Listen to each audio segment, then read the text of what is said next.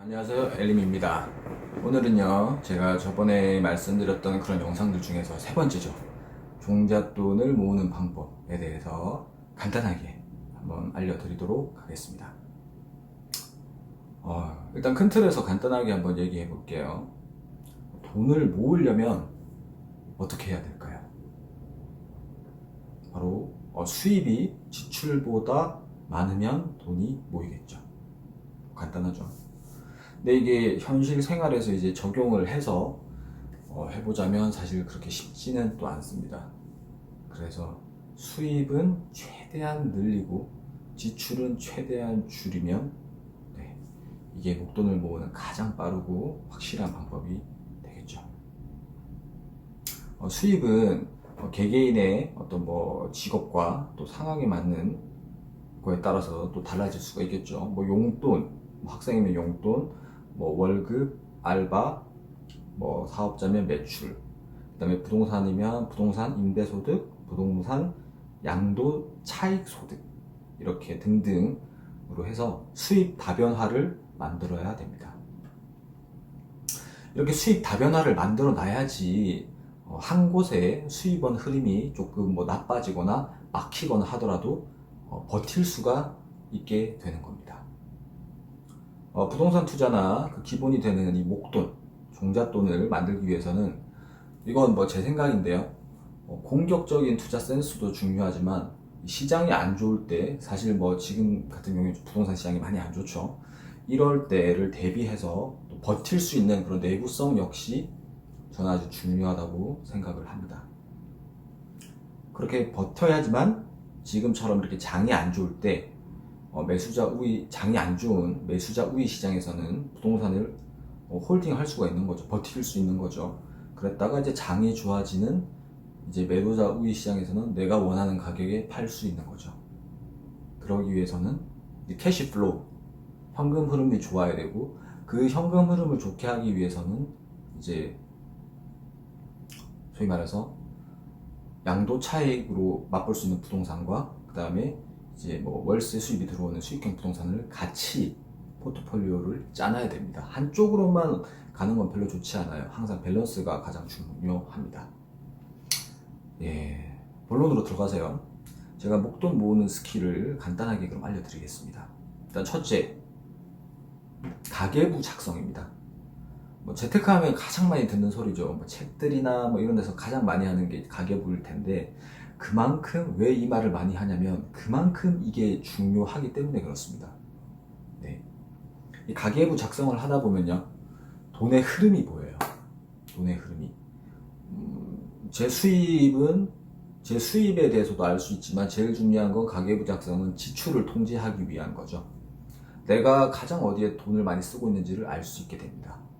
저 같은 경우에는 외식이라든지 여행인데, 보통 젊으신 분들 요즘에 전부 외식이라든지 여행, 그리고 저도 좋아하지만 자동차라든지 이런 곳에 많이 돈을 쓰고 있을 거예요. 그런 걸 줄여야 됩니다. 일단 가계부 작성을 매일매일 하셔야 되고요. 100원 단위까지 하셔야 됩니다. 이렇게 하시다 보면 정말 아무렇지 않게 내 통장에서 빠져나가는 돈들이 이렇게 많았나? 하고 좀 놀라실 거예요. 그런 돈들을 잡아야 됩니다. 그런 돈들을 잡아야지 목돈이 빨리 모여요. 이 가계부 작성으로 인해서 불필요한 지출을 막고 적정 생활비를 체크한 뒤에 나머지 돈은 모두 저축하시는 게 가장 빠른 길입니다. 요거는 제가 나중에 통장 쪼개기에서 조금 더 간단하게 연계를 해서 설명을 해드릴게요. 그 다음에 이제 두 번째가 저번에도 말씀드렸던 건데, 경제신문과 재테크 투자 책 읽기입니다. 돈을 모으는데 왜 이걸 또 해야 되냐? 해야 됩니다. 내가 부자가 되고 싶은데 경제신문과 재테크에 대해서 공부를 하지 않는다. 수험 공부는 안 하면서 서울대에 가야겠다, 서울대를 가겠다라고 하는 거랑 똑같은 거예요. 도둑놈 심보죠. 말이 안 되는 겁니다. 자기가 되고자 하는 상황, 그리고 자기가 원하는 부에 대해서 알아야 돼요. 알아도 돈을 벌기가 쉽지 않을 수도 있는 게 이 바닥입니다. 알아야 됩니다. 뭐 법률이든 여러 가지 그런 공부도 알아야 되지만, 제가 이걸 계속 강조하는 이유가 뭐냐면, 저번 영상, 저저번 영상에도 말씀드렸지만 가장 강조하는 이유가 뭐냐면 역시나 동기부여예요. 나보다 먼저 그 발걸음을 한 사람에 대해서 동기부여를 받는 게 가장 중요합니다. 왜냐면요, 왜 이거 목돈이랑 연결이 되냐면, 이 목돈을 모으다 보면 솔직히 힘들어요. 하루 이틀도 아니고 한 달, 두 달도 아니고, 이게 장기간 뭐 1년, 2년 이런 식으로 부동산 투자를 위해서 돈을 모으다 보면 사실 힘들어요. 그럴 때마다 이런 책이라든지 이런 걸 보면서 동기부여를 받아서, 아, 나도 정말 저 사람처럼 이런 고통을 참고 이겨내서 돈을 모아서 뭔가 이루어야겠다, 이런 동기부여를 계속 받는 게 중요합니다. 항상 그런 부동산 투자 혹은 뭐 재테크, 그런 어떤 너무 물질만 쫓아가는 거라고 생각할 수도 있는데, 예, 일단은 그렇게 하지 않으면 변화는 없거든요. 세상이 그렇게 만만하지가 않거든요. 그렇기 때문에 무조건 이런 동기부여를 가장 중요시해야 되기 때문에 꼭 경제신문과 재테크 투자는 일상생활에서 항상 하셔야 됩니다. 매일 보셔야 돼요. 매일 경제신문 보셔야 되고요. 왜냐면 경제신문 한 면에는 항상 부동산 면이 항상 있어요. 그것도 매일 보셔야 되고, 그 다음에 경제, 재테크나 부동산 투자 관련 책도 적어도 뭐 일 때문에 바쁘시면 한 페이지라도 보셔야 돼요. 계속 그게 끊임없이 그런 흐름 속에서 내가 살아가고 있는 게 중요합니다. 이거 진짜 중요해요. 그 다음에 이제 셋째가 바로 통장 쪼개기입니다. 사실 통장 쪼개기는 많은 분들이 이제 재테크, 목돈을 모으기 위해서 하시다 보면 많이 하시는 방법이죠. 저 같은 경우는 이제 크게 생활비 통장, 그 다음에 비상금 통장, 적금 통장, 그 다음에 목돈 통장, 이렇게 네 가지로 나누어 있는데요. 제가 첫 번째로 말해드렸던 그 매일 가계부 쓰기 있죠.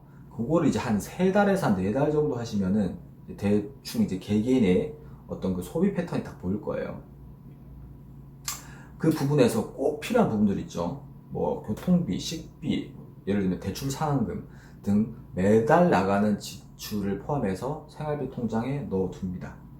그리고 생활비 통장에서 연계된 모든 어떤 그런 소비는 체크카드로 결제를 하는 거예요.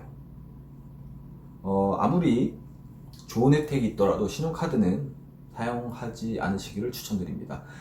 저 같은 경우도 이제 결혼하기 전에는 저도 신용카드를 썼었죠. 당연히. 예, 썼었는데, 결혼과 동시에 혹시나 모를 비상용 카드, 신용카드 하나만 빼고는 다 찢어서 버렸어요. 일단 제일 큰 이유는 그거죠. 소비를 통제하기 위해서죠. 그리고 이제 요건 조금 다른 부분인데, 결혼하신 분들이면 요즘에 보통 따로 통장 관리 많이 하시잖아요.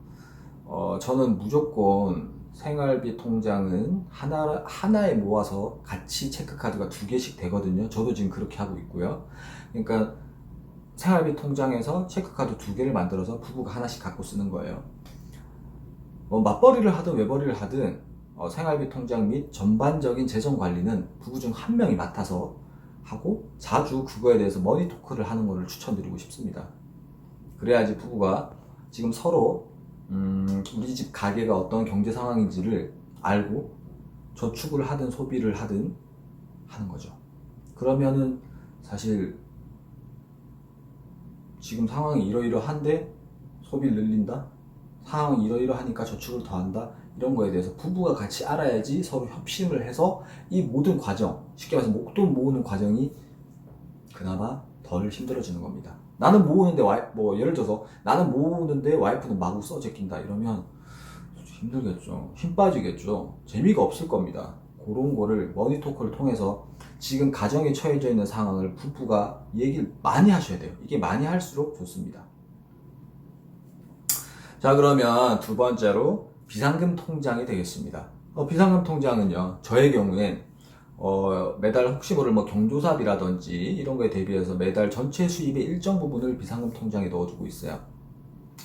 사실 결혼을 한 다음에 아기가 태어나기 전까지는 조금 괜찮았는데, 이제 아기가 태어나고 아기가 조금씩 커가면서는 자동적으로 좀 소비가 늘어나더라고요. 그래서 지금 그렇게 매달 쌓이거나 이렇진 않는데, 그래도 이제 거의 해당하는 달의 그 비상금은요, 월말에 솔직히 좀 생활비가 쪼들리거든요. 이 월말에 쪼들리는 생활비 통장으로 제가 이체를 합니다.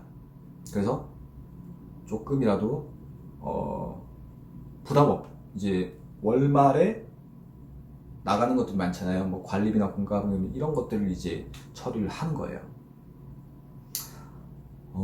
이렇게 되면은 사실 뭐 이렇게 생각하실 수도 있어요. 그럴 것 같으면 미리 생활비 통장에 넉넉하게 넣어두는 거랑 뭔 차이가 있냐, 이렇게 생각하실 수도 있는데, 이 통장은 비상금 통장 꼭 있으셔야 됩니다.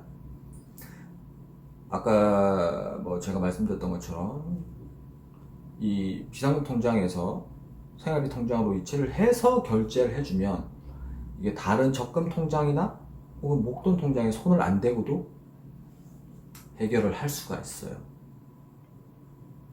그리고 일단은 이게 사람 마인드 자체에서요, 미리 일정 부분을 비상금으로 놔둔 거기 때문에 상대적으로 기분상도 월말 정산을 할 때 그렇게 기분이 쪼들리거나 그러지 않습니다. 뭔가 잘 산 것 같은 그런 기분이 들어요.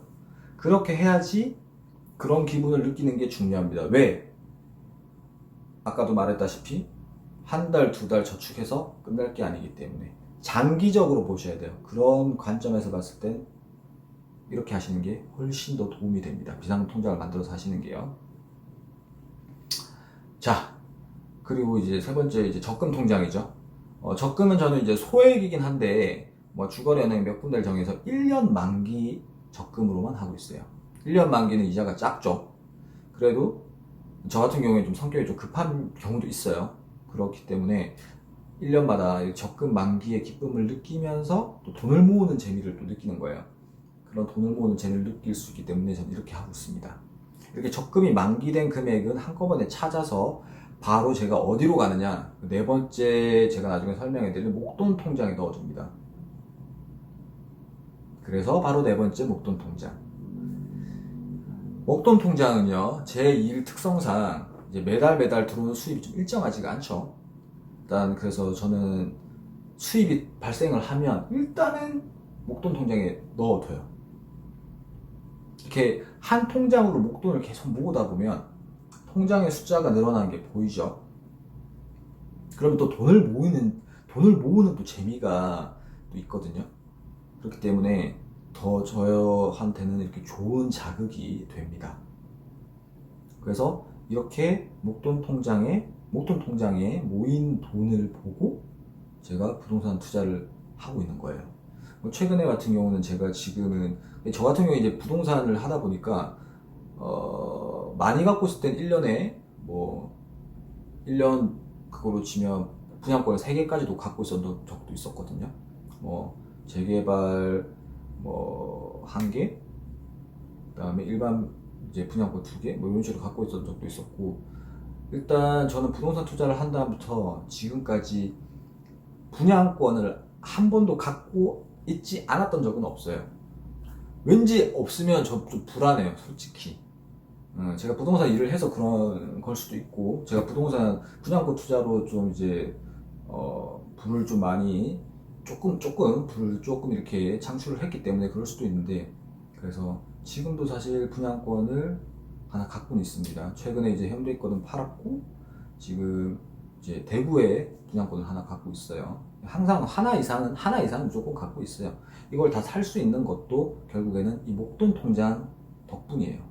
이 돈은 항상 부동산 투자를 하기 위한 돈이니까요. 제 이번 편은 이제 간단하게 마무리를 할게요. 아무래도 이번 편은 뭐 부동산 투자 재테크의 가장 기본이 되는 목돈, 종잣돈 모으기에 대한 이야기이니만큼 제가 조금 말이 길어졌습니다. 하지만 이 영상이나 이런 걸 보시고요, 저렇게 하면 되겠다, 저렇게 하면 뭐 4년 뒤면 5년 뒤에는 뭐 1억을 모을 수 있겠다, 4년 안에 3년에 1억을 모을 수 있겠다, 계산만 하지 마시고요, 3년에 1억이 아니라 5천만 원만 모으셔도 되니까 실천하는 게 가장 중요합니다. 진짜 이거는 진짜 실천하는 게 가장 중요해요. 좋은 내용이다라고 생각하고 맨날 이렇게 뭐 재테크 강의나 이런 거 들어도 좋은 동기부여를 받는 건 왜 받아야 되겠죠? 실천을 하기 위해서 받는 거예요. 실천을 하면서 힘든 부분이 있겠죠. 그거를 이겨내기 위해서 받는 거지. 계속 실천은 안 하면서 좋은 동기부여만 받아봤자 남는 건 아무것도 없습니다. 그러므로 지금 이 시간부터, 오늘부터, 당장 지금 이 시간부터 가계부부터 쓰시길 바랍니다. 10개의, 이건 제가 이제 이 글을 적으면서, 이제 유튜브에 올릴 글을 적으면서 생각한 말인데, 이거 멋있는 말이에요. 10개의 정보보다 중요한 것은 1개의 실천입니다. 네, 지금까지 엘림이었습니다. 감사합니다.